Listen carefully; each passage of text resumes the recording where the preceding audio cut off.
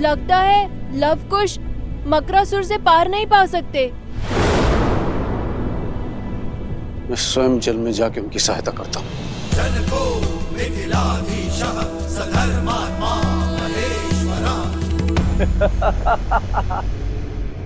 शत्रु का संहार केवल अस्त्र से नहीं, उसके साथ बोले जाने वाले दिव्य मंत्र से होता है। क्या तुम्हारे पिता ने तभी नहीं सिखाया तुम्हें?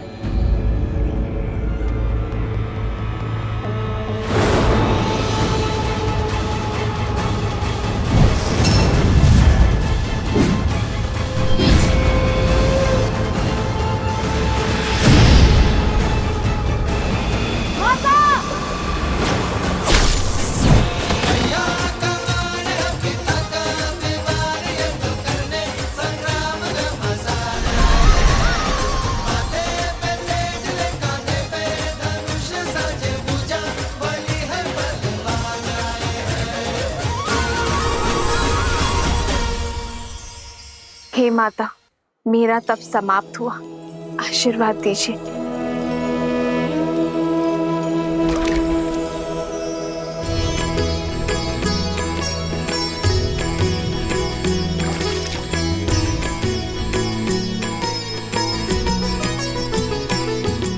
हो लव कुश बल अतुलित बड़े भाई, धीर लव कुश माता, माता,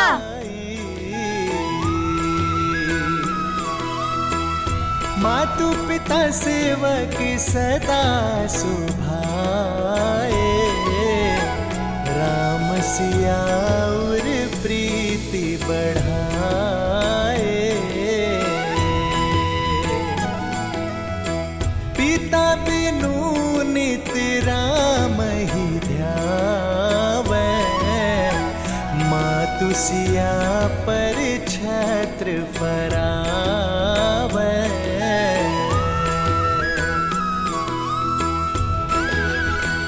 वृक्ष फिर से हरा हो गया, अर्थात लव कुश की विजय हुई। वंदनी की जय! वंदनी की जय!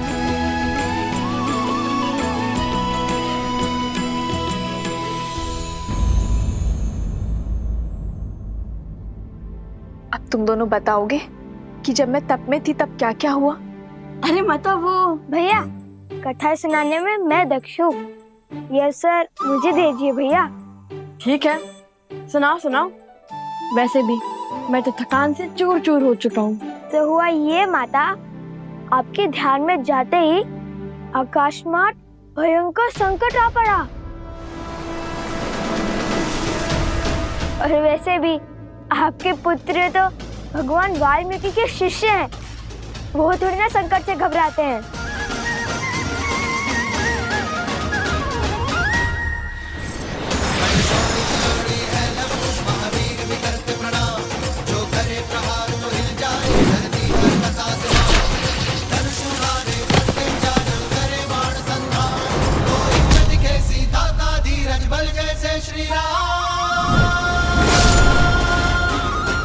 और फिर भैया ने दिव्यास्त्र चलाया। भैया, आपको तो दिव्यास्त्र का मंत्र याद ही नहीं था ना? फिर आपने दिव्यास्त्र का उपयोग कैसे किया? जिनका नाम जपने से सारे कार्य संपन्न हो जाते हैं, जिनकी भक्ति से भव सागर भी तर जाते हैं, जिनके नाम में तीनों लोक समाया है, हर तप हर जप समाया है, जिनके नाम से बड़ा ना कोई मंत्र न ही तंत्र, उन श्री राम का नाम लेकर मैंने ये दिव्यास्त्र चलाया है। अद्भुत भैया, आपने तो मुझे सोच में डाल दिया था। सुना माता, ऐसे रक्षा की भैया ने आपकी। मैंने नहीं, हम दोनों ने बताया है आपको। बातों बातों में तो मैं आपको वृद्ध के बारे में बताना ही भूल गया, जिसने हमें वो दिव्यास्त्र दिया, मकरासुर का वध करने में सहायता की, जिनके मार्गदर्शन के बिना उन मकरासुर की त्वचा को भेदना असंभव था। किसकी बात कर रहे हो तुम दोनों? मिथिला नरेश महाराज जनक।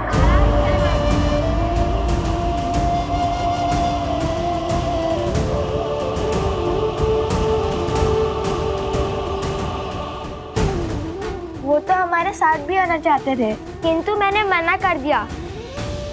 बड़े वृद्ध हो चुके हैं ना वो, इसीलिए। किंतु अभी भी नदी तट पर आपकी प्रतीक्षा कर रहे हैं वो।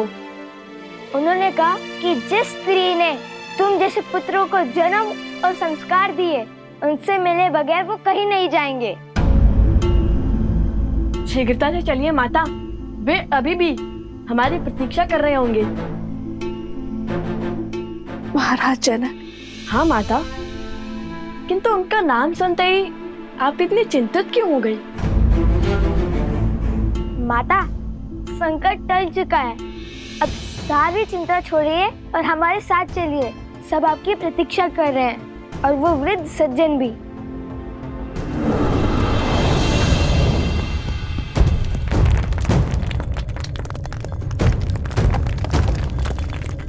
ये क्या हो रहा है? लगता है संकट के बादल अभी नहीं छटे हैं। नहीं पुत्र, ये तो धर्म की जीत का नाद है। पाप के अंत के साथ पाप की सत्ता का भी तो अंत होना चाहिए ना। किंतु माता फल्गु हमें निकलने तो देती। लव, कुश, तुम दोनों किस ओर से आए थे? चलो।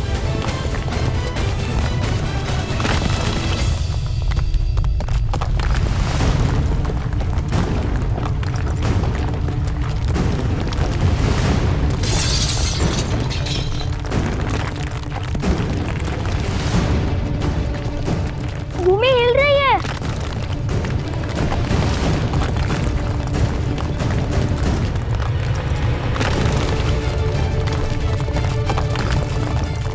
मारे गए। नहीं पुत्र, मारा वो जाता है जो अपना साहस खोता है। हम लोग पूरी आशा के साथ आगे बढ़ेंगे।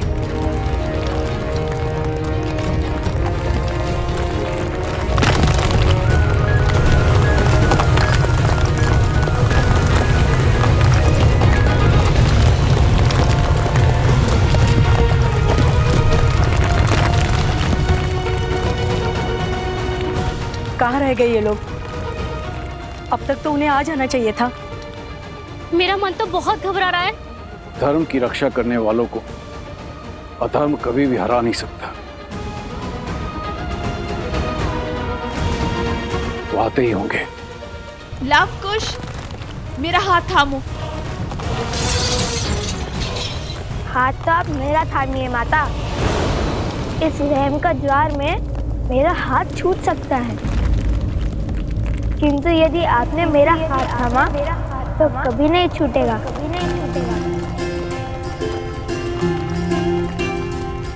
माता, आप कुछ का हाथ थामिए और मैं आपका हाथ पकड़ता हूँ।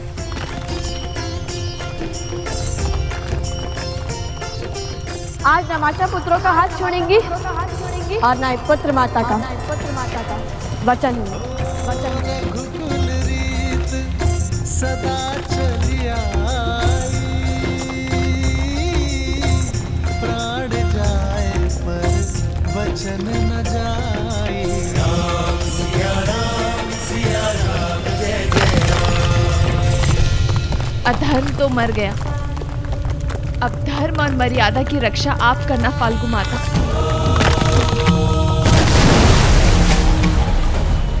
वन देवी, लव, कुश, कहाँ हो सब? लव, कुश, कुश, लव। उस दुष्ट असुर का महल तो ध्वस्त हो रहा है।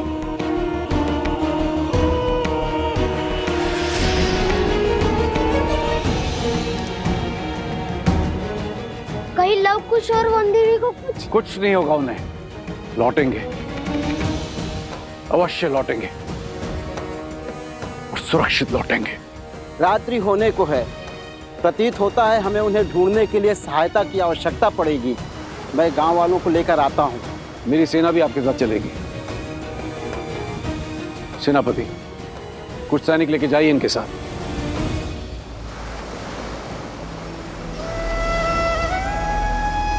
हे नारायण, रक्षा कर।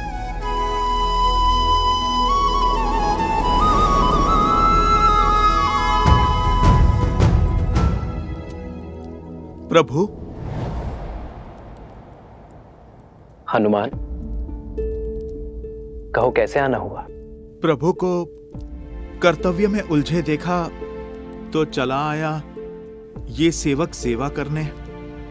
कर्तव्य का भार उतारने की ही तैयारी कर रहा हूं हनुमान। भरत को अयोध्या का राज्य सौंपना है, तो बस अश्वमेध यज्ञ के लिए आमंत्रित अतिथियों की सूची पढ़ रहा था। कर्तव्य और दायित्व केवल बहाने हैं, सत्य तो केवल एक ही है। उस काली रात्रि के पश्चात आप कभी ठीक से सो ही नहीं पाए प्रभु। कदाचित हर रात्रि जाग कर बिताने वाले केवल हम ही नहीं हैं हनुमान।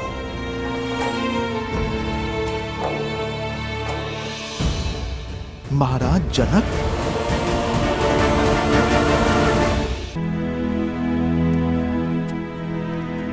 जो क्षमा इतने वर्षों से मैं स्वयं को नहीं दे पाया, आशा करता हूं हनुमान कि मेरी सीता के माता पिता वो क्षमा मुझे दे पाए। प्रभु बड़े ज्ञानी है महाराज जनक। आपका निर्णय और उसके पीछे का कारण महाराज अवश्य समझते होंगे। जाने से पहले माता सीता ने उन्हें समझाने के लिए पत्र भी तो लिखा था। जानता हूं हनुमान, सीता के समझाने पर वे अवश्य समझे होंगे, किंतु संसार में ऐसा कोई जीव नहीं जो अपने जीवन से पौत्र या नवासे का सुख खोकर दुख नहीं मनाएगा।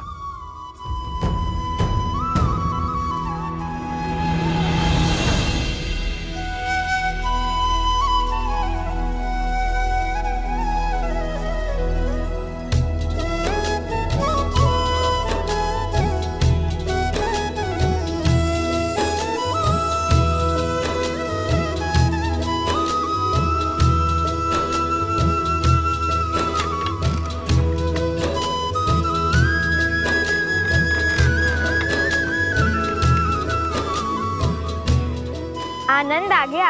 क्या यात्रा थी। लगा मानो देवी फल्गु ने गोद में उठाकर प्रेम भरा झूला झुलाया हो। धर्म के पथ पर कठिनाइयों की धूप के साथ साथ सुकर्मों की शीतल छांव भी आती है पुत्रों। माता शीघ्र चलिए, महाराज जनक आपकी प्रतीक्षा कर रहे हैं। तो क्या हुआ, भक्त को भगवान की प्रतीक्षा करनी ही पड़ती है। वन देवी है, इतनी सरलता से थोड़ी ही ना जाएंगी कि माता। चले माता। नहीं,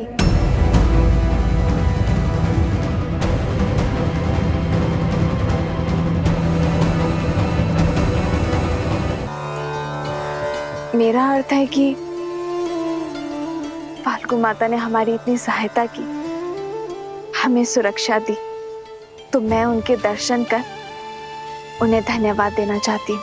बात तो उचित है।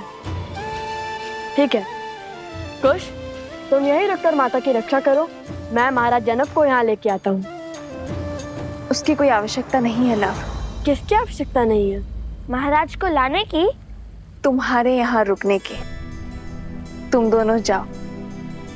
और वैसे भी अब तो यहाँ किसी असुर का भी भय नहीं है। मैं एकांत में पूजा करना चाहती हूँ। जैसी आपकी आज्ञा। रुको, मिथिला के महाराज से इस दशा में मिलोगे? तनिक अपने केश तो संभाल लो।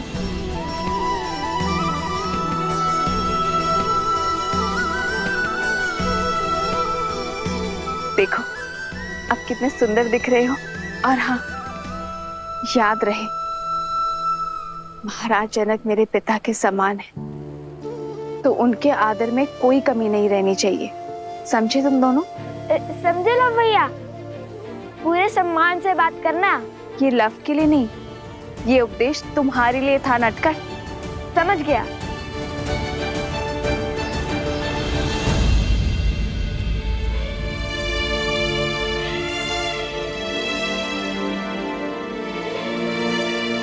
ये कैसे दुविधा में डाल दिया माते।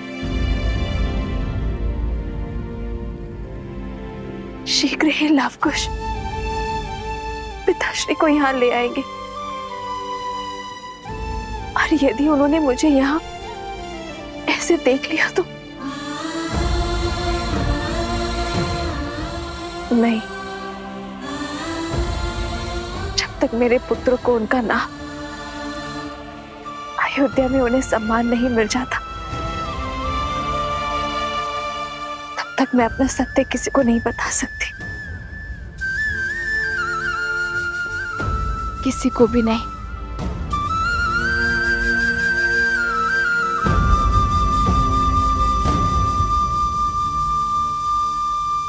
पूरी अयोध्या की प्रिय बन गई, श्री राम की अर्धांगिनी बन गई। भला आपको कैसा दुख, कैसी चिंता?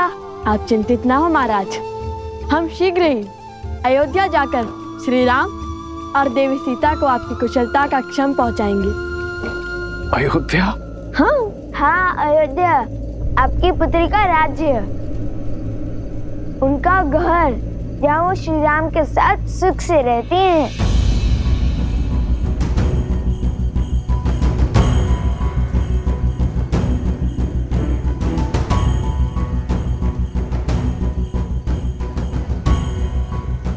राम कथा का अंतिम अध्याय है। क्या पढ़ाया है तुम्हारे गुरुजी ने? परीक्षा ले रहे हैं हमारी। अंत में राजा राम और महारानी सीता का पट्टाभिषेक होता है और वो सुख से अयोध्या का कार्यभार संभालते हैं। कैसी अभागी हूँ मैं, इतने वर्षों बाद पिताश्री को देख तो सकती हूँ, किंतु उनके समक्ष नहीं जा सकती,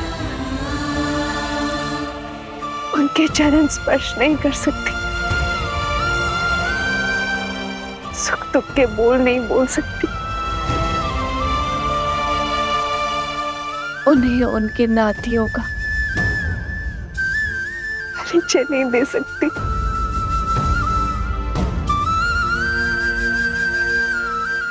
हे प्रभु, कैसा धर्म संकट है ये।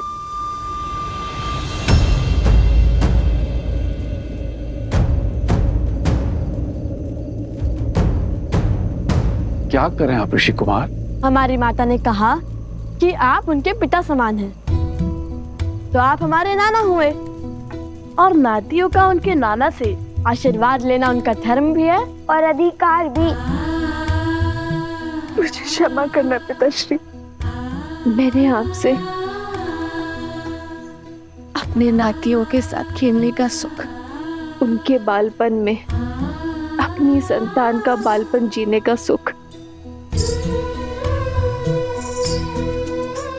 उन्हें कथाएं सुनाने का सुख, उनके मुख से नाना शब्द सुनने का सुख सब छीन लिया।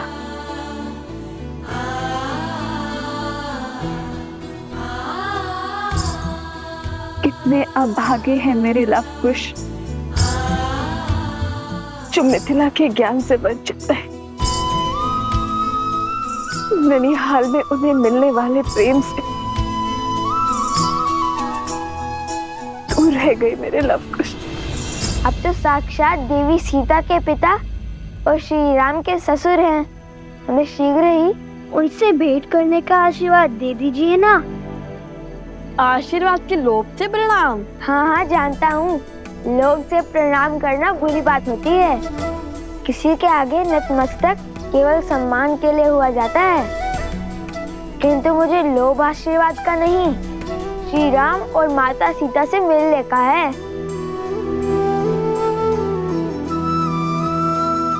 ईश्वर सदैव तुम्हारे हृदय को भोलेपन से भरा रखे। द्वेष और स्वार्थ का मैल तुम्हारे मन को छू भी न सके, और तुम्हारा नाम इस संसार के सबसे वीर योद्धाओं में सम्मिलित हो।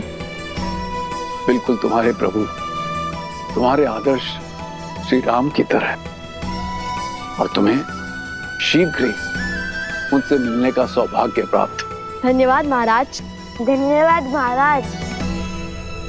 वनवास हो या रावण का पाश, आज तक ईश्वर ने मुझे जो भी दिया मैंने उसे नियति समझकर स्वीकारा। कभी कोई उल्हाना या कभी कुछ नहीं मांगा मैंने, किंतु फाल्गु देवी, आज मैं आपसे मांगती हूँ, यदि मैंने आपकी तपस्या सिद्ध की है तो बिना अपने पिता के समक्ष आए उनके चरण छू पाने का सुख दे दीजिए मुझे। दे दीजिए माता।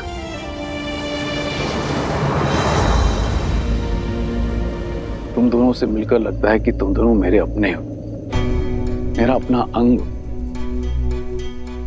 जाने की इच्छा तो नहीं हो रही, किंतु जाना होगा, समय हो चला है।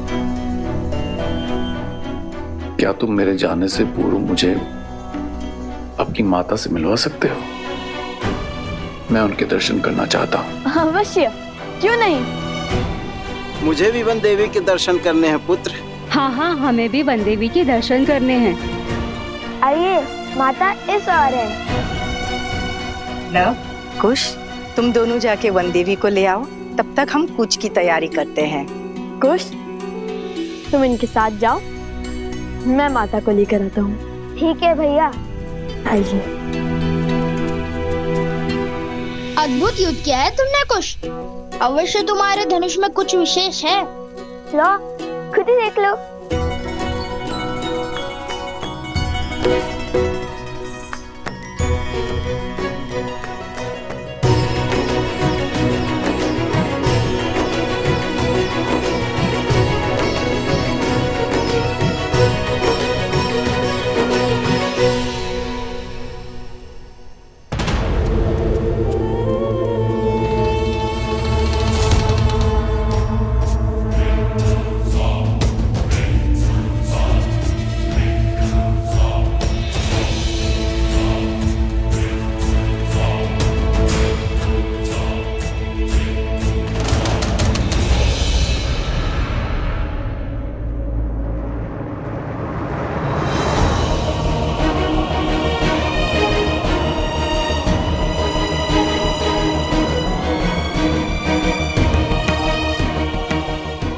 मेरी विनती सुनिए फाल्गु माता, मेरी विनती सुनिए। सोमकरण, सोमकरण।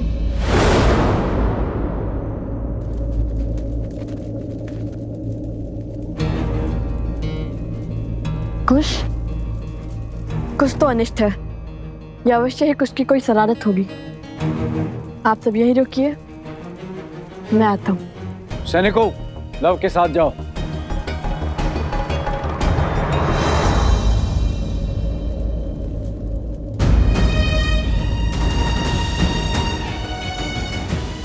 मेरी प्रार्थना स्वीकारिए माँ, मेरी प्रार्थना स्वीकारिए।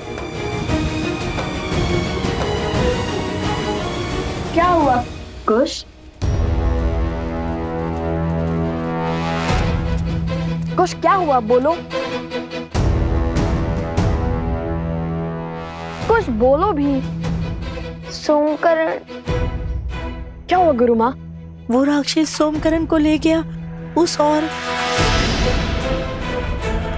मुझे जटुकरण ने अपने प्रश्न में उलझा रखा था। मेरा धनुष भी उसके पास था। पता नहीं कब वो असुर आया और फिर हमने सोमकरण की चीख सुनी। जो भी हुआ ठीक है, किंतु अब शीघ्र हमें उन्हें पकड़ना होगा। चलो कुश। तुम दोनों पहले से चोटिल हो, हम उसे ले आएंगे। नहीं, वो हमारा मित्र है और उसे बचाना भी हमें जाना ही होगा ना। चलो कुश।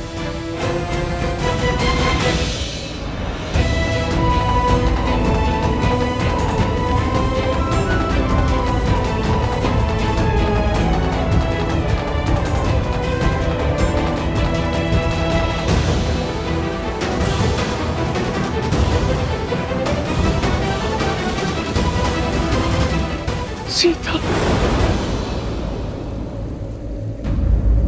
ऐसी घोर काली रात्रि में बिना प्रकाश के हम वन देवी के दर्शन कैसे कर पाएंगे?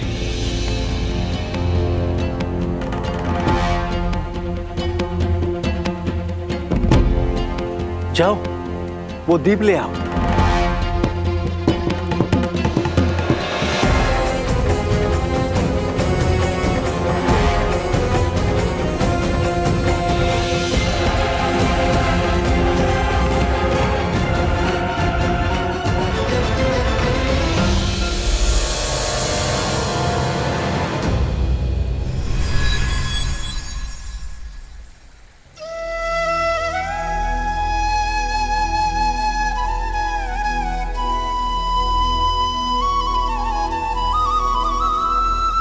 वन देवी, आपके दर्शन पाकर हम धन्य हुए। आपके पुत्रों को देखकर दो राजकुमारों का स्मरण हो आया, राम और लक्ष्मण। वर्षों पहले मिथिला पधारे थे। उनकी माता में भी एक परिचित मुख को देखने की आशा थी, किंतु आप तो उनसे भी अधिक अलौकिक हैं।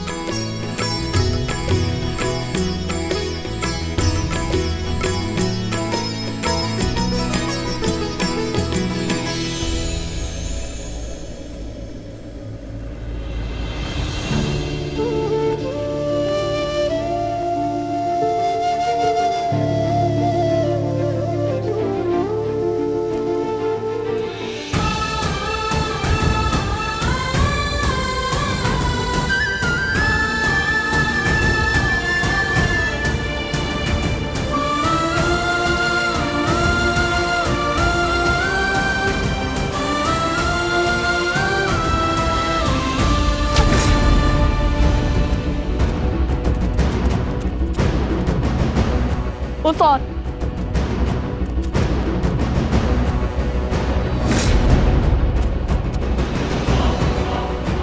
सोमकरण, वो रहा, शीघ्रता करो। रुको।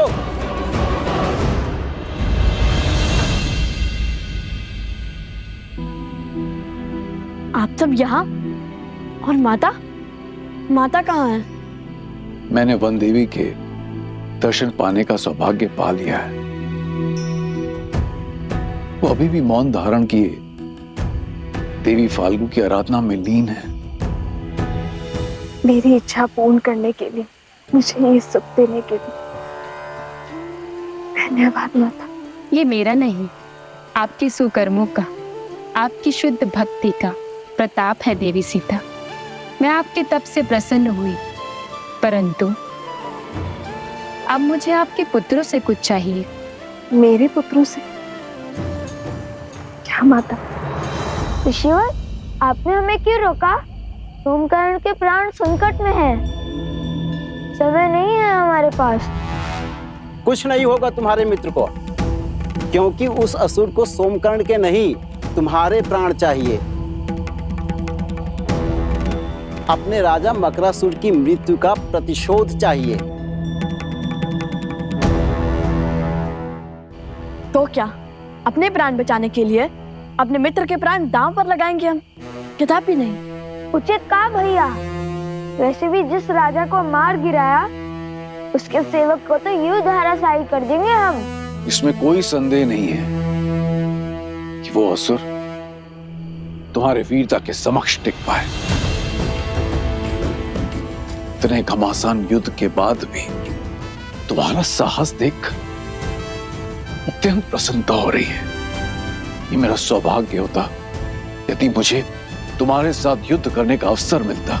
किंतु हमारे तो आपसे कोई पैर ही नहीं है, फिर आप क्यों हमारे साथ युद्ध करना चाहते हैं?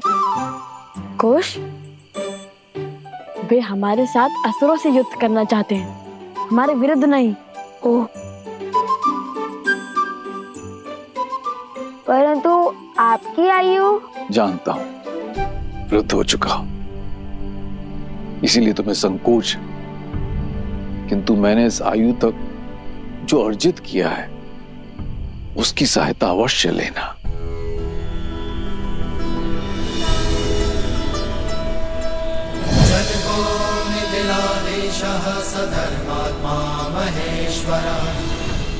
उपहार के रूप में मैं तुम्हें ये देना चाहता हूं, ये तुनीर जो स्वयं भगवान परशुराम ने मुझे दिया था। ये अक्षुत है, अर्थात इसके बाण कभी समाप्त नहीं होते और इनमें दिव्य शक्ति भी है। ये लो पुत्र। नहीं, किंतु ये आपको मिला आशीर्वाद है और ये आपने अर्जित किया है, इसे मैं नहीं ले सकता। परंतु सोम ग्रहण को लौटा लाने में तुम्हारी सहायता करना मेरा धर्म है। क्या तुम मुझे मेरे धर्म से वंचित करोगे ऋषि कुमार?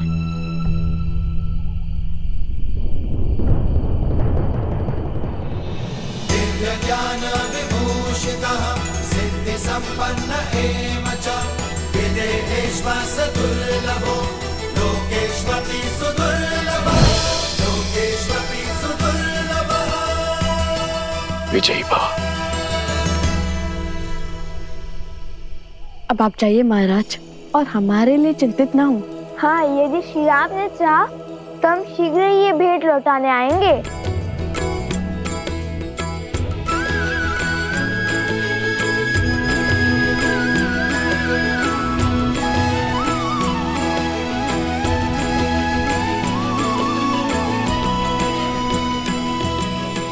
चलो कुश, माता का आशीर्वाद लेकर हम सोमकरण को खोजने चलते हैं। अभी तुम्हारे कार्य शेष हैं। माता फल्गु तुमसे कुछ चाहती हैं। हमसे? हमसे क्या? उत्तर नहीं देना था तो बोलते थे, क्यों आंखें क्यों मूंद ली? कुश, वे ध्यान कर रहे हैं। क्षमा ऋषिवर, अब ये मौन रहेगा।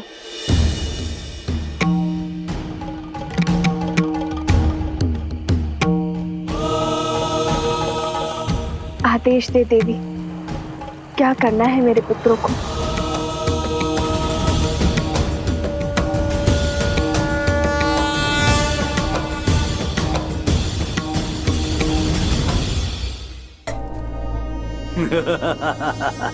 अपने ही खर्राटों से डर गए। कहने को तो तुम लोग लव और कुश के मित्र हो और इतने कायर। कितने सालों से भूखे हो, पूरी थाली चट कर गए। मैं ही मूर्ख हूं जो तुम्हारे हाथ में धनुष देख के तुम्हें खुश समझ बैठा था। मन तो करता है तुम्हें अभी खा जाऊं, किंतु रक्त केतु अपना उद्देश्य पूरा करने के लिए तुम्हारा उपयोग करना चाहता है। रक्त केतु? वो मायावी असुर जो रक्त बहने पर मरता नहीं है, बल्कि अपना रक्त बढ़ाता जाता है। वो दूसरों के रक्त पर ही पलता है, उसके रक्त की एक एक बूंद चूस लेता है। तुम्हें लव कुश की शक्ति का बोध नहीं है? वो किसी भी स्थिति परिस्थिति से लड़कर मुझे खोज लेंगे। यही तो चाहता है रक्त केतु। लव और कुश उन तक पहुंचे, यहाँ आए।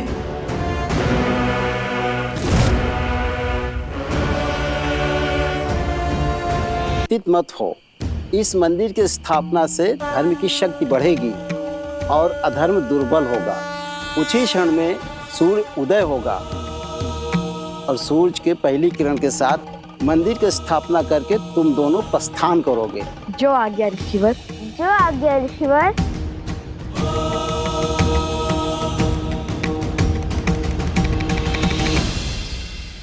माता,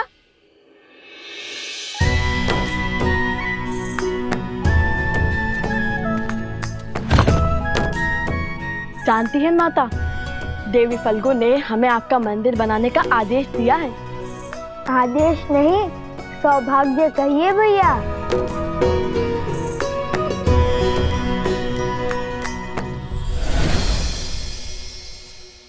देखिए माता, महाराज जनक का तुनीर उन्होंने उपहार में दिया है हमें।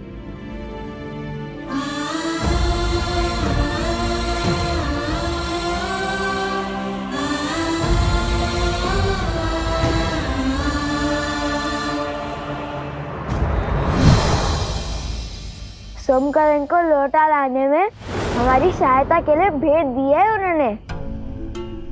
सोमकरण, क्या हुआ है उसे?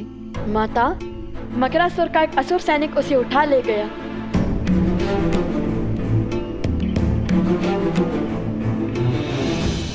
उसकी सहायता करना हमारा दायित्व है। चलो उसकी मदद करते हैं। उसकी कोई आवश्यकता नहीं है। मेरा मतलब है कि ऋषि असुर ने पहले मंदिर बनाने और फिर भोर की पहली किरण के साथ सोमकरण को खोजने का आदेश दिया है, जिससे धर्म की शक्ति बढ़ेगी और अधर्म दुर्बल होगा। उचित कहा ना ऋषिवर?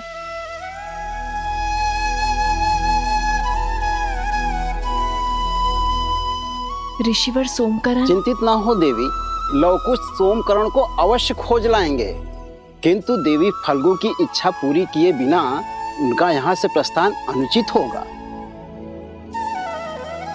जैसी देवी फल्गु की इच्छा। आप विश्वास रखिए माता, कल भोर तक आपका मंदिर भी बन जाएगा और हम सोमकरण को लाने के लिए निकल चुके होंगे।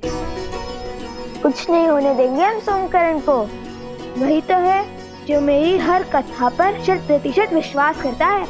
ना कोई प्रश्न पूछता है और ना कोई उत्तर चाहता है। अपने परम मित्र को प्राण देकर भी बचाऊंगा मैं। अब मंदिर निर्माण करते हैं, तो ये कथा भी तो सोमकरण को सुनानी होगी ना।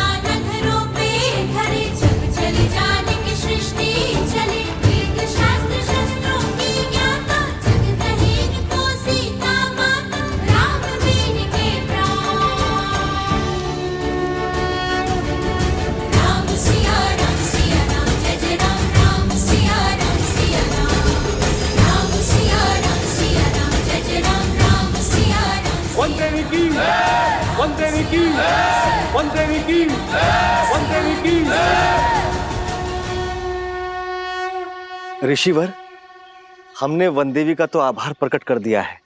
अब बारी उनके पुत्रों को धन्यवाद देने की है। हम सब उनके आभारी हैं ऋषिवर। मैया का मान है, पिता का विवाद, ये तो करने संग्राम का मजा आए हैं। माथे पे तेज ले, कांधे पे धनुष साजे पूजा, बलि है बलवान आए हैं। देख रहे हो भैया, पहले तुनीर, अब ये सीधा मंदिर। माता ने क्या कहा था कि धर्म के पथ पर धूप भी होती है और छांव भी। समझ गया।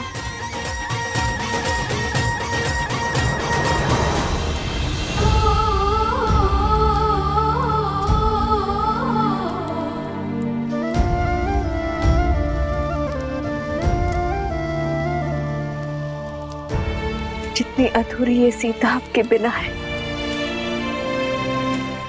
उतना ही अधूरा ये मंदिर आपके बिना है श्री राम।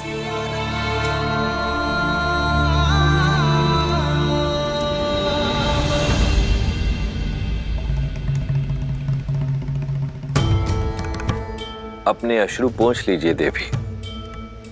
जब किसी महापुरुष या महान आत्मा के हृदय में कोई इच्छा जागृत होती है, तो न केवल उसके अपने सत्कर्म अपितु उसके अपनों के सत्कर्म भी मिलकर उस इच्छा को पूर्ण करने में एकजुट हो जाते हैं। अर्थात देवी सीता की इच्छा पूरी होगी? क्यों नहीं देवी। आने वाले समय में फाल्गु नदी एक तीर्थ स्थल के रूप में पहचानी जाएगी, जहां श्रद्धालु संसार भर से आएंगे और कुछ ही वर्षों पश्चात वन देवी के इस मंदिर में श्री राम की एक मूर्ति स्थापित होगी और फाल्गु में जिस स्थान पर देवी सीता ने तप किया था वो सीता कुंड के नाम से विख्यात होगा। यहां आने से पापियों के पाप धुल जाएंगे और वो पवित्र होकर वैसे ही चमकेंगे जैसे तप करके देवी सीता ने फाल्गु को चमका दिया। किंतु लवकुश का क्या? अभी तो एक विपदा से बाहर निकले थे, फिर दूसरी की ओर चल पड़े हैं। देवी, मैंने आपसे पहले भी निवेदन किया था कि ऐसी परिस्थितियों में हमें धैर्य रखना चाहिए। रही बात सिया राम के पुत्रों की रक्षा की, तो उनकी रक्षा हेतु पहले स्वयं राजा जनक पधारे थे। अब देखते हैं कि ये कथा कौन सा नया मोड़ लेती है।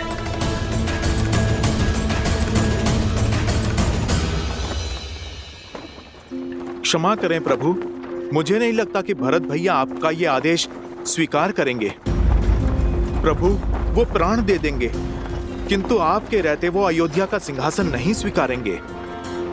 भरत को मानना होगा हनुमान, क्योंकि ये उसके बड़े भाई का आग्रह है। अयोध्या के महाराज का संदेश है। भरत अयोध्या के साथ प्रतिबद्ध होगा। मैं स्वयं उसका राज्याभिषेक करूंगा।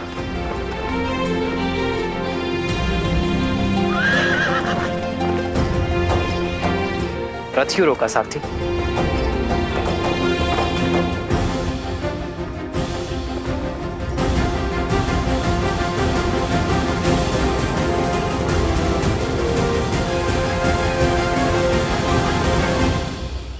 निश्चिंत होकर जाइए माता, और हमारे लिए चिंतित न हो। हम शीघ्र ही आश्रम पहुंच जाएंगे। वो भी सोमकर्ण को लेकर। ऋषि असुरी ने हमें उत्तर की ओर जाने का आदेश दिया है, वही मिलेगा सोमकर्ण। वो बच तो जाएगा ना? क्यों नहीं बचेगा? उसे पकड़ने वाला मकरासुर का तुच्छ सेवक है, और हम मकरासुर को मारने वाले लवकुश प्राणी तो इसके संकट में हैं। मूर्ख है जो हम जैसे वीरों से टकराने का दुस्साहस कर बैठा।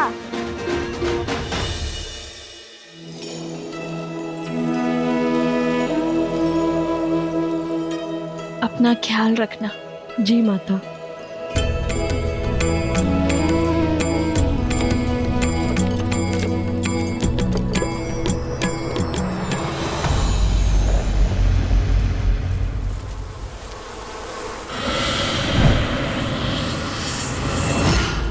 मेरा बच्चा चंद्रबाबू,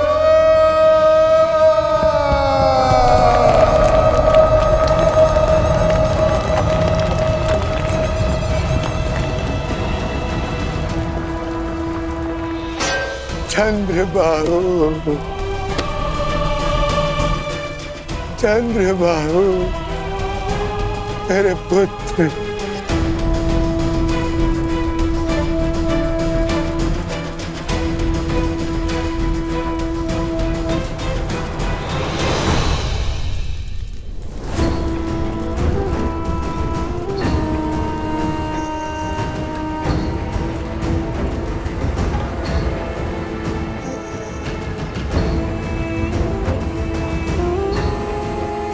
बहुत प्रसन्न होगी ना तुम?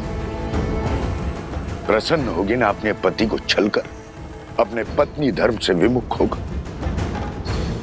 अरे जिसके प्राण ले लिए उसके लिए विलाप का स्वांग क्यों? तुमने मारा है मेरे पुत्र को, तुमने। हाँ हाँ हाँ, मैंने मारा है उन्हें। मैं हूं दोषी। मैंने ही उन्हें आंख बंद करके अपने पिता का अनुसरण करने दिया। कभी उन्हें धर्म का मूल्य नहीं समझाया, न्याय और सत्य का दर्पण नहीं दिखाया। हाँ, मैंने मारा है उन्हें। बस, जिस अधर्म की तुम दुहाई दे रही हो, देखती जाओ कैसे मेरे पुत्र की बलि धर्म और अधर्म के इस युद्ध में राक्षसों की ओर से अंतिम बलिदान होगी। मूर्ख मत बनिए, अपमान नहीं कर रही हूँ, आपको सत्य बता रही हूँ। आप चाहे कुछ भी कर लें, आपका पुत्र वापस लौट के नहीं आने वाला। और उनकी आत्मा को आपके झूठे धर्म की हार, धर्म की जीत से कोई अंतर नहीं पड़ता।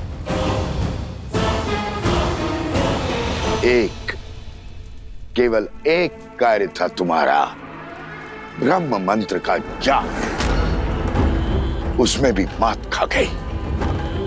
इतनी सरलता से शत्रु के बहकावे में आ गई, अपना धर्म भूल उनके धर्म का गुणगान करने लगी। जो स्वयं शस्त्र नहीं उठा पाते वो सदा नारी को अपनी ढाल बनाते हैं। लोग अपवाद और शंका से नारी का चरित्र मलिन करते हैं। आज मैं पद्मा अपने संचित सभी पुण्यों के बदले आपको श्राप देती हूँ कि जिस नारी को आप खिलौना समझते हैं वही आपका अंत करेगी।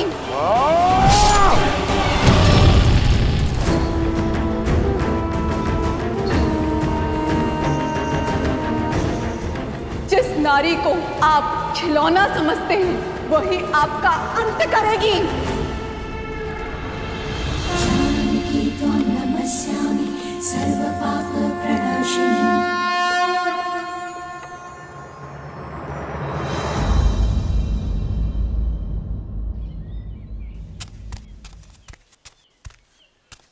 कुश कुश, हाँ, चाल में शीघ्रता लाओ कुश, हमारे पास इतना भी समय नहीं है।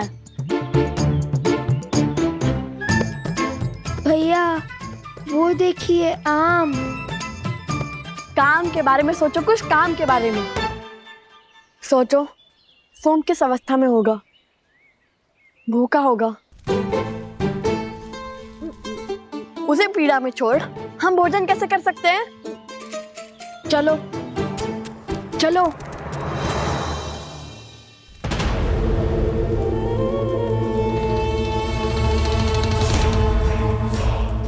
रक्त केतु,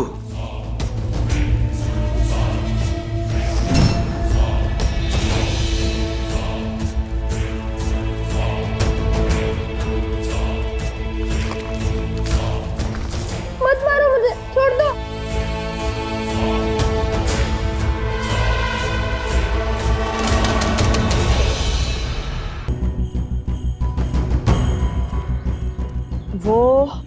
वो इस ओर गया होगा, क्योंकि अन्य दिशाओं में तो राजा श्री राम का राज्य फैला हुआ है। वो उसी ओर गया होगा। होगा नहीं भैया, होंगे। असुर भेड़ियों की भांति होते हैं, झुंड में घूमते हैं।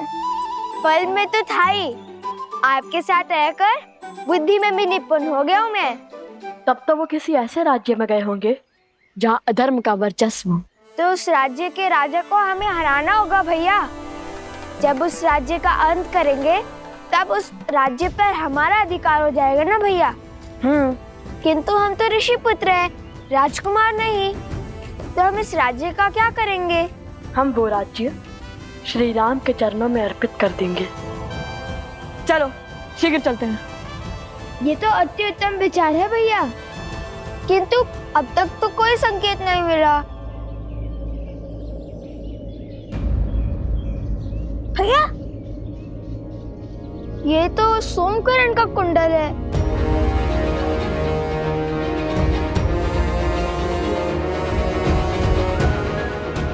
अर्थात वो उसे इसी ओर ले गए होंगे।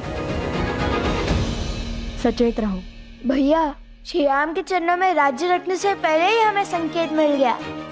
चलो अब हम केवल श्री राम की बातें ही करेंगे।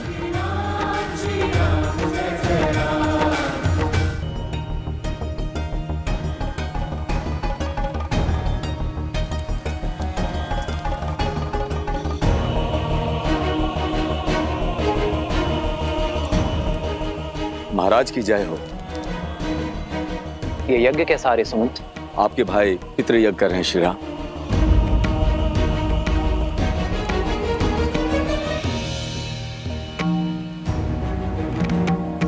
अकस्मात ये पितृ यज्ञ क्यों?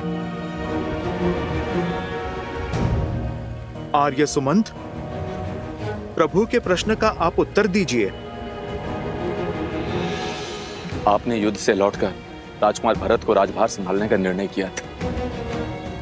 और वो अपने राजा की आज्ञा को ठुकरा नहीं सकती, इसलिए वो ये यज्ञ कर रहा है।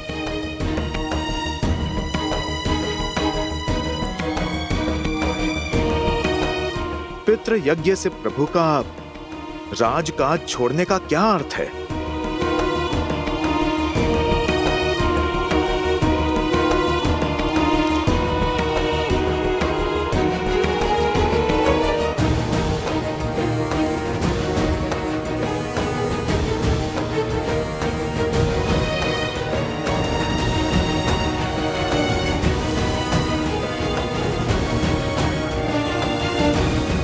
भैया आ गए।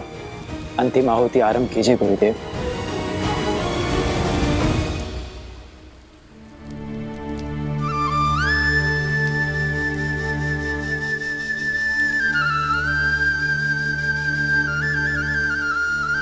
भरत के इस निर्णय का मुझसे क्या संबंध? जानता हूं मैं।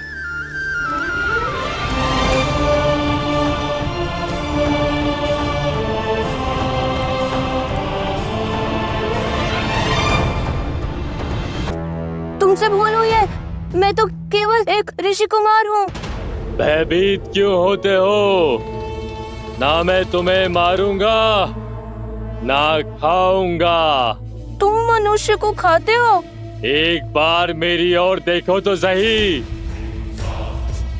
जान जाओगे कि मैं क्या क्या खाता हूँ और क्या क्या करता हूँ।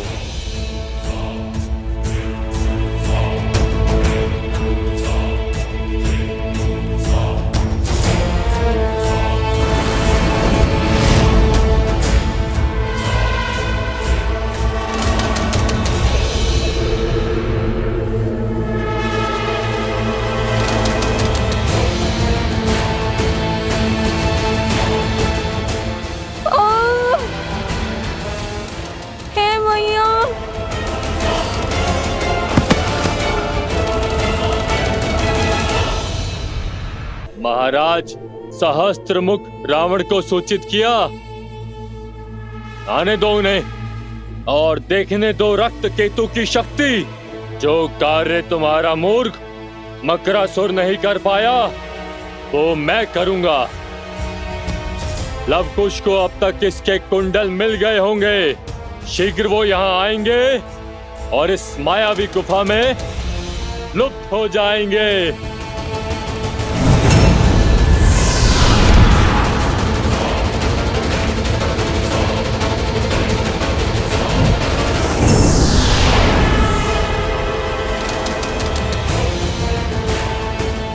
इस गुफा में प्रवेश अपनी इच्छा से होता है, किंतु निकास मेरी इच्छा से।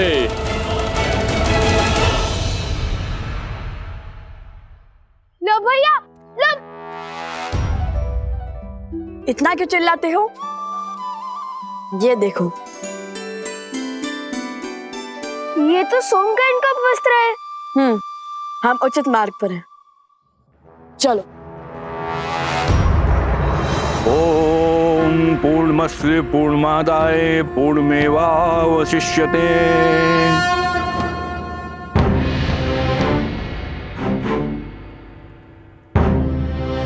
मेरे साथ बोलिए। आदरणीय पूर्वजों, आदरणीय पूर्वजों, पंचद्रव्य की ये अंतिम आहुति स्वीकार कीजिए। पंचद्रव्य की अंतिम आहुति स्वीकार करें। हम इसे सच्चे मन और सम्मान के साथ आपको अर्पित करते हैं। मैं इसे सच्चे मन और सम्मान के साथ आपको अर्पित करता हूँ। इसे ग्रहण करें। इसे ग्रहण करें। पितृ इस दुविधा में कैसे सहायक होंगे? पितृगणाय विद्महे जगन्नाथाय धीमहि तन्नो पितरः प्रचोदयात्। ओम देवताभ्यः पितृभ्यः महायोगेभ्यः एव च नमः। स्वाहायै स्वधायै नित्यमेव नमो नमः।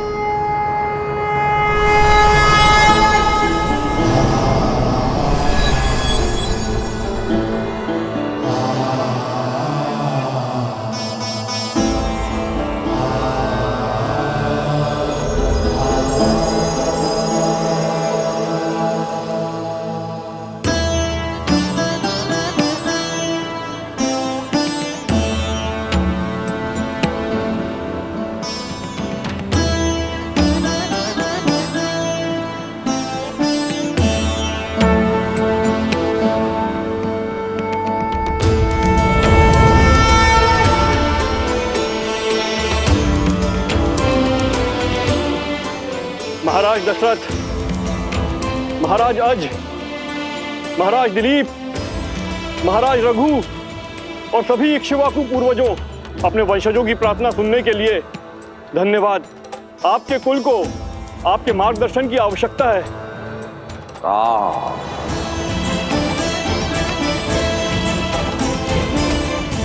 मेरे पुत्र,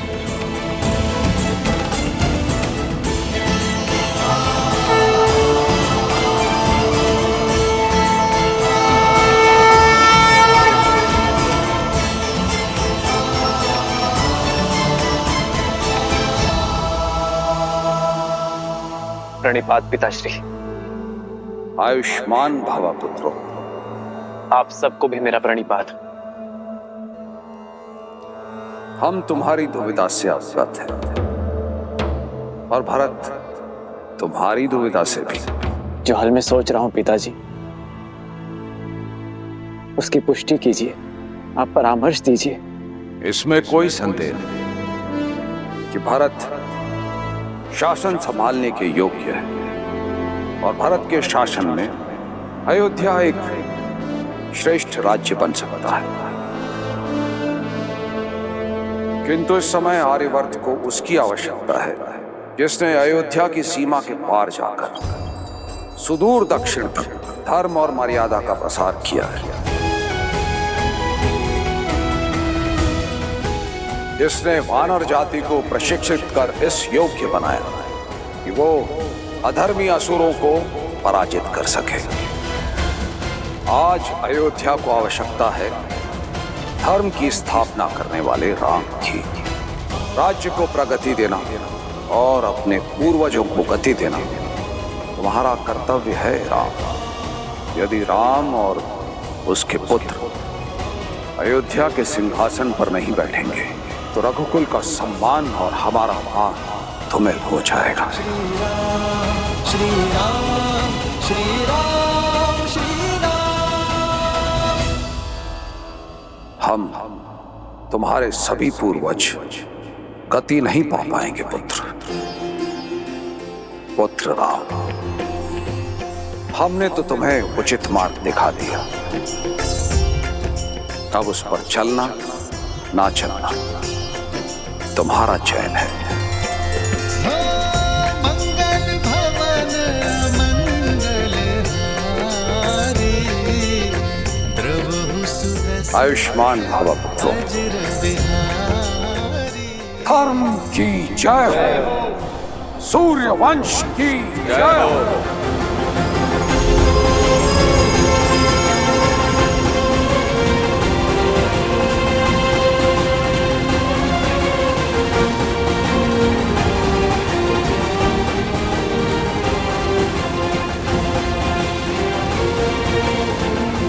भैया,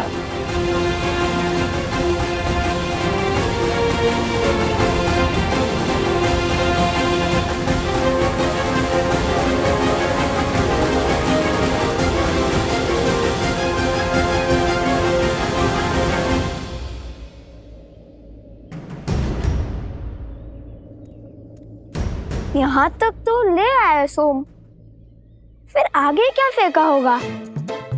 धोती और फिर कॉपिन। क्या कह रहे हो? बाद में अगर धोती मिली तो उसे लौटा देंगे। कुश, चलो।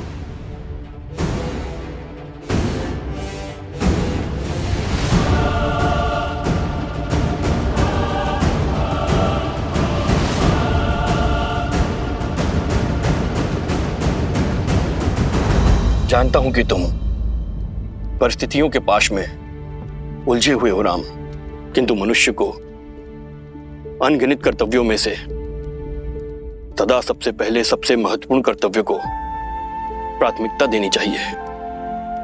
जो सबसे आवश्यक है वो दायित्व निभाना चाहिए। ये पितृयज्ञ करवाकर भरत ने मुझे अपना कर्तव्य स्मरण करवा दिया है आचार्य। मनुष्य का हर कर्तव्य पुत्र शब्द में छुपा है। जो पुत्र अपने पूर्वजों को पू नाम के भयावह नरक से ना उभारे, उस पुत्र का जीवन अधूरा है। और उसी अधूरे जीवन को पूर्ण करने के लिए आपका दूसरा विवाह आवश्यक है।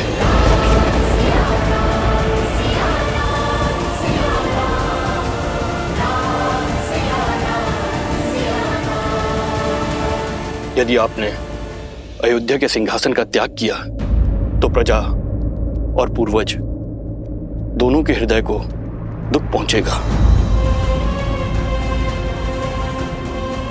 मेरे कथन पर विचार करना राम।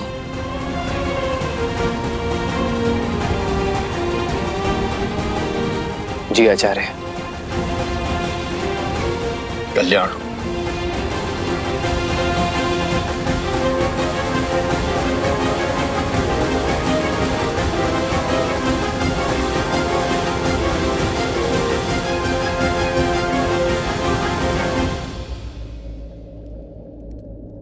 प्रभु, संसार को उभारने वाले प्रभु श्री राम आज स्वयं किस धर्म संकट में फंस गए हैं?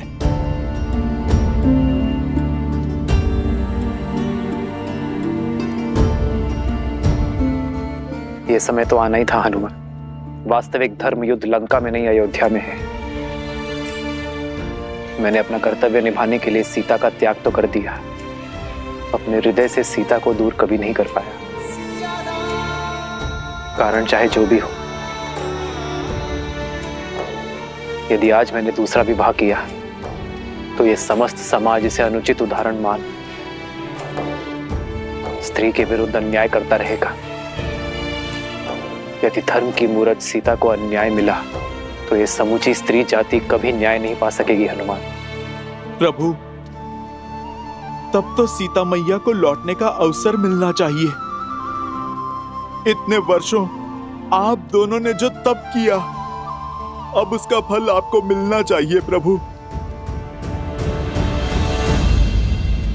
सोमकरण अवश्य ही भीतर बंदी होगा।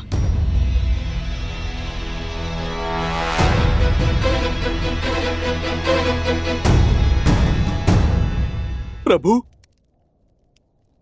क्या माता को अभी भी नहीं लौटा सकते?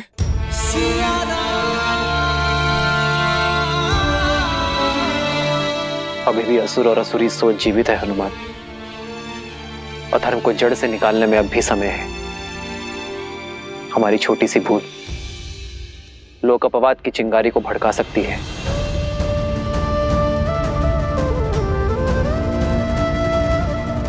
जब तक हम राक्षसी सोच को नष्ट नहीं कर देते, तब तक मैं अपने व्रत और तप से डिग नहीं सकता हनुमान। और तब तक मेरी सीता और संतान अयोध्या नहीं लौट सकते।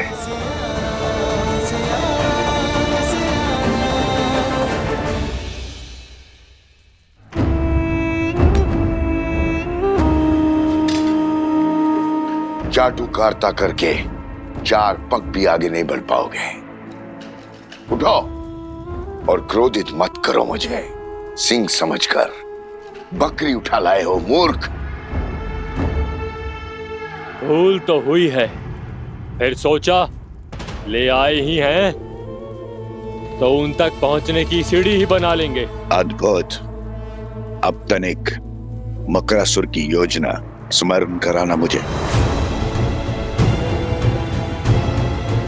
मौन क्यों हो? बोलो। सीता को बंदी बनाकर लव और कुश को अपने पास बुलाएंगे। यही तो समस्या है असुरों की। अहंकार में चूर होकर बुद्धि से ही मुख मोड़ लेते हैं, विवेक का उपयोग ही नहीं करते। बस, मैं कोई साधारण असुर नहीं हूं जो संसार से दूर नदी के तल में जीवन बिता रहा हूं। मैं रक्त केतु हूं जो आज उन बालकों का संहार करेगा, आपके भ्रम को तोड़ेगा। इस मायावी गुफा में एक बार प्रवेश किया तो निकल नहीं पाएंगे वो दोनों, और इस गुफा को बिना दिव्य अस्त्र के भेदना असंभव है। शत्रु पर वार करने से पहले उसकी पहचान जान लेना आवश्यक है रक्त केतु।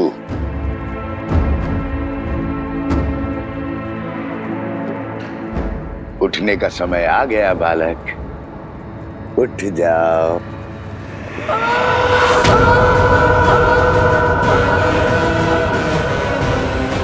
ये तो सोमकरण की ध्वनि है। कुश, वो अवश्य ही भीतर है। तो उस ओर जाकर देखो, और हाँ, केवल संकेत की भाषा में बात करना।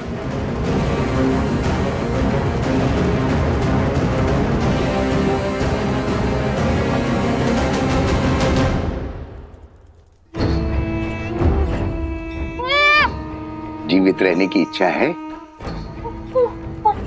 तो सुनो, तुम्हारे वो दो मित्र हैं, लव और कुश।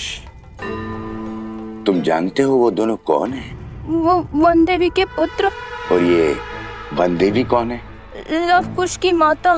केवल लव कुश की माता नहीं, मूर्ख बालक, श्री राम की अर्धांगिनी, अयोध्या की महारानी है वो। सीता है वो, सीता।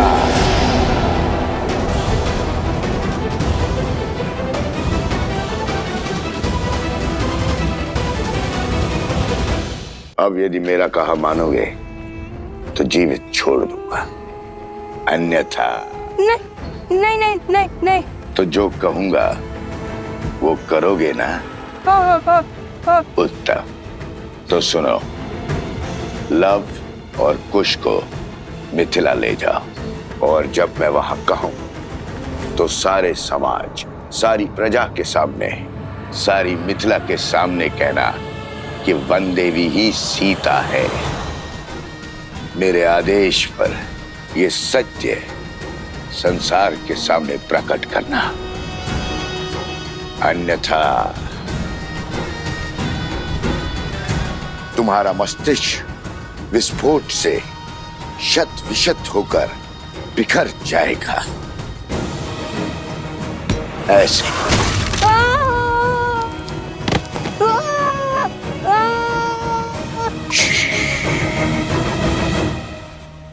चिल्लाओ मत। सोमकर, जाओ, तुम मुक्त हुए। जैसा कहा वैसा ही करना। जाओ।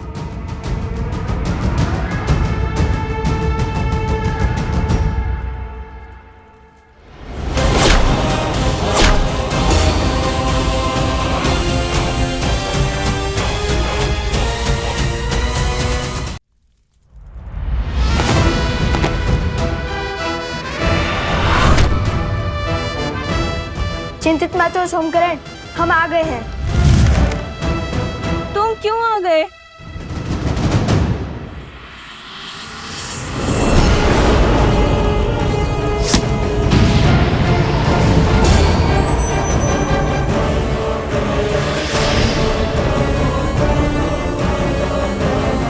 मेरी गुफा को भेज दिया, ये कैसे संभव है?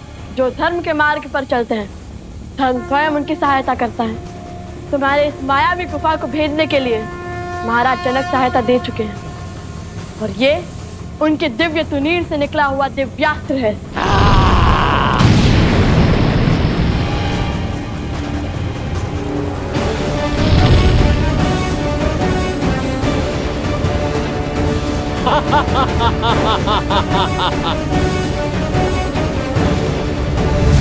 उतर!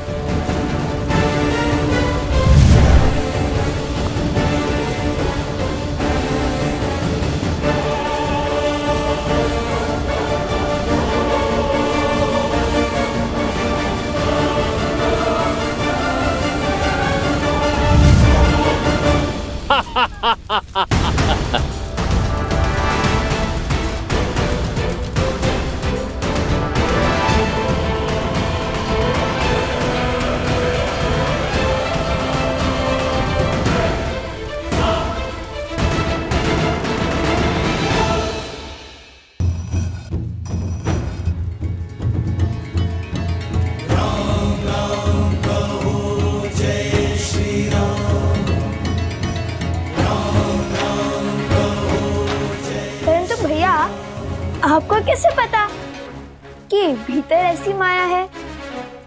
जब मार्ग में कोई रोकने वाला ना हो तो समझ जाना चाहिए कि कोई आपको वही लाना चाहते हैं। गुफा के प्रवेश द्वार पर न कोई सैनिक या फिर कोई सुरक्षा न देखकर मुझे कुछ अनिष्ट प्रतीत हुआ। जैसे हम मकरासुर के जाल में फंसे थे वैसे ही यहाँ भी फंस सकते थे। ओमकरण के उपवस्त्र और कुंदन भी असुरों ने ही रखे थे ताकि हम इस गुफा में आए। अद्भुत, राजकुमार जैसी सोच और कौशल भी वैसा ही। कहीं नहीं जा सकोगे।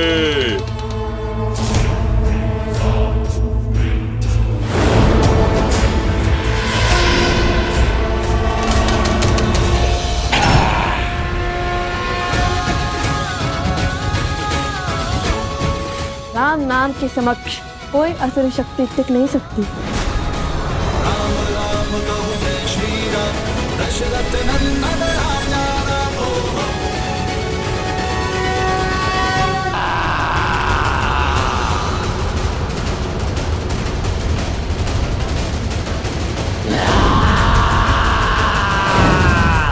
जय श्री राम।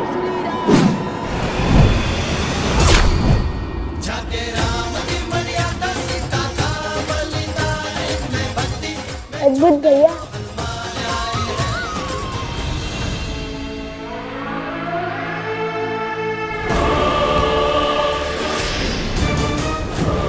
लव और कुश को मिथिला ले जाओ। सारी मिथिला के सामने कहना कि वन देवी ही सीता है। क्या हुआ? तुम्हें कुछ कहना है?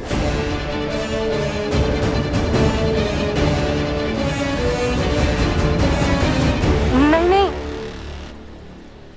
तब चलो शीघ्र, अत्यंत भूख लगी है। चलो।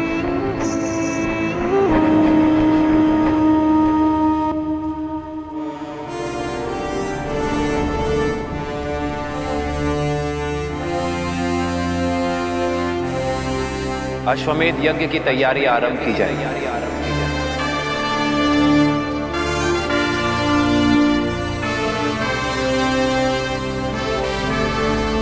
मैं अपनी पत्नी के साथ ही यज्ञ में बैठूंगा।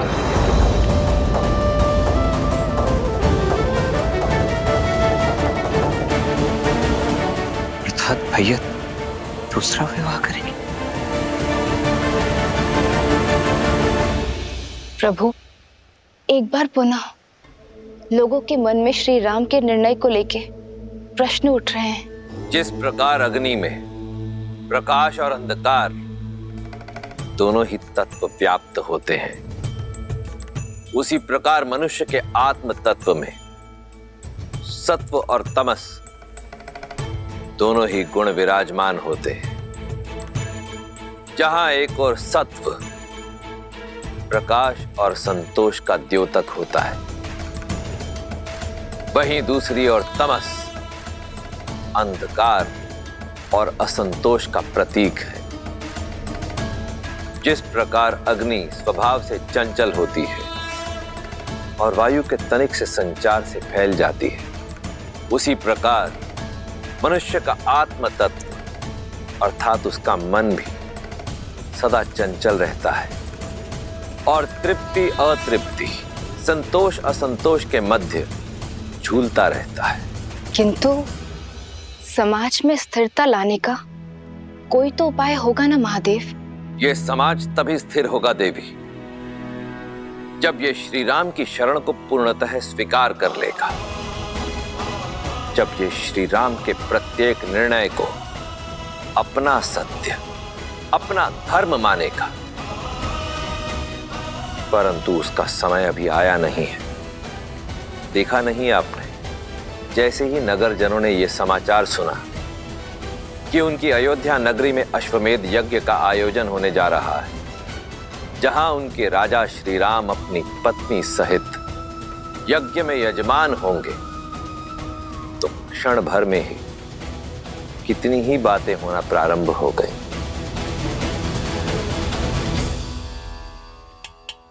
क्या कह रहे हो? जैसे इस मटके की टंकार कहती है कि ये खरा है, वैसे ही मेरी बात भी 100% सत्य है। महाराज राम ने भरी सभा में घोषित किया है वो यज्ञ में अपनी पत्नी के साथ बैठेंगे। आप सही कह रहे हैं। लगता है राजकुमारों ने महाराज को दूसरी विवाह के लिए मना लिया है। वैसे उचित ही हुआ है। समाज में ना पत्नी के बिना घर पूरा होता है, ना महारानी के बिना राज्य। उचित ही कह रहे। ये लो बंधु।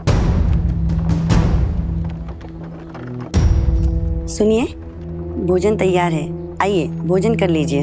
अरे भाग्यवान, भोजन छोड़ो, पेट तो हमारा बातों से ही भर गया। तुम नहीं जानती, समस्त नागरिकों में चर्चा है महाराज श्री राम दूसरा विवाह करने जा रहे हैं। क्या? फिर से कहो। हाँ, अपने कानों से सुनकर आई हूँ। महाराज राम विवाह करने वाले हैं और सुना है विवाह मत्स्य देश की राजकुमारी से करने वाले हैं। मत्स्य देश की राजकुमारी? ये तो बड़ा अशुभ समाचार है। यदि विवाह हुआ तो महारानी सीता का अपमान होगा। वही तो। कैसा अपमान? सुना है महारानी सीता इतने वर्षों से मिथिला में रह रही है, और तो और अश्वमेध यज्ञ का निमंत्रण देने के लिए महाराज स्वयं मिथिला जा रहे हैं। मुझे तो लगता है महारानी का त्याग और वनवास दोनों मिथ्या है, मिथ्या। प्रजा को भ्रमित किया जा रहा है।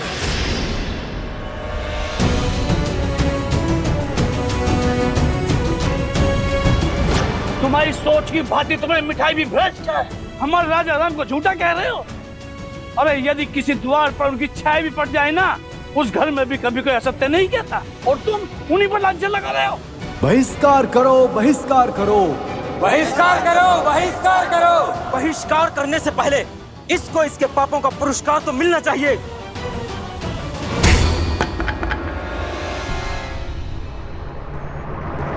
जय महावीर हनुमान, जय जय पवन पुत्र हनुमान।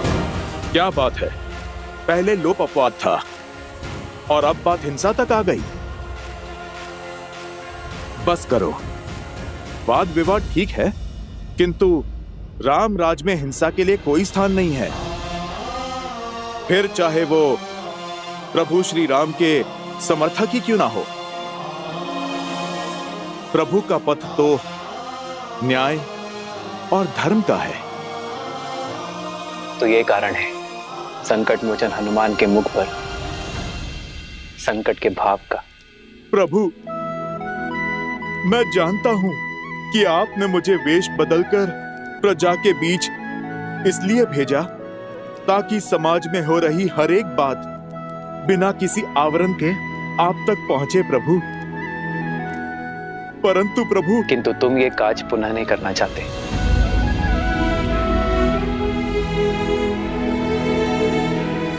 क्योंकि अगली बार ये भक्त भगवान के अपमान पर अपना क्रोध नहीं रोक पाएगा।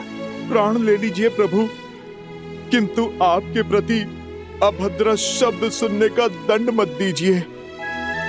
प्रभु, मैं तो जानता हूं आपका निर्णय अंत में समाज को ज्ञान और सुख का प्रकाश देगा, माता सीता का सम्मान बढ़ाएगा। किंतु ये सब क्यों प्रभु? क्यों ये प्रजा ये नहीं समझ रही है? क्योंकि लोक अपवाद अभी कुछ समय के लिए ठहरा है हनुमान, पूरी भांति समाप्त नहीं हुआ है। संदेह था मुझे कि ये राक्षसी शक्तियां अश्वमेध यज्ञ के मेरे घोषणा के पश्चात पुनः प्रभावशाली होंगी। किसी अच्छे गुण को संजोने में,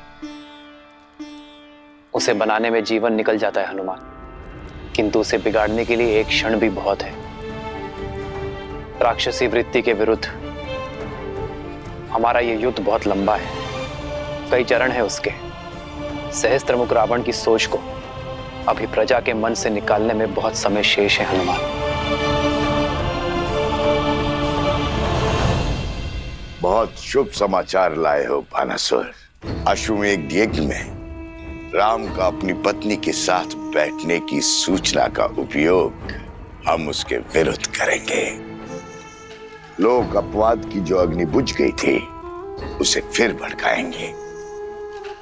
तुम जो कर रहे हो करते रहो। जी महाराज, और मैं पूरी अयोध्या को यह विश्वास दिलाऊंगा कि उनके नर रूपी नारायण राजा राम केवल एक धूर्त राजनेता है। सीताराम। और सब तुम्हारी भांति पवित्र और निस्वार्थ तो नहीं होते ना हनुमान, जिन पर विकारों का प्रभाव ना हो। मानव मन अति चंचल होता है हनुमान। जिस प्रकार गर्भ में सोए अबोध शिशु की लात माता आनंद से सह लेती है, उसी प्रकार प्रजा की भूल होने पर एक राजा को क्रोधित होने का अधिकार नहीं है। यह अश्वमेध यज्ञ मेरी प्रसिद्धि के लिए नहीं, अयोध्या के कल्याण के लिए है।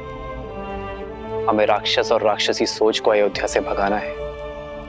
इस यज्ञ के पूर्ण होने पर कोई भी आसुर या आसुरी शक्ति अयोध्या में छुपकर नहीं बैठ पाएगी।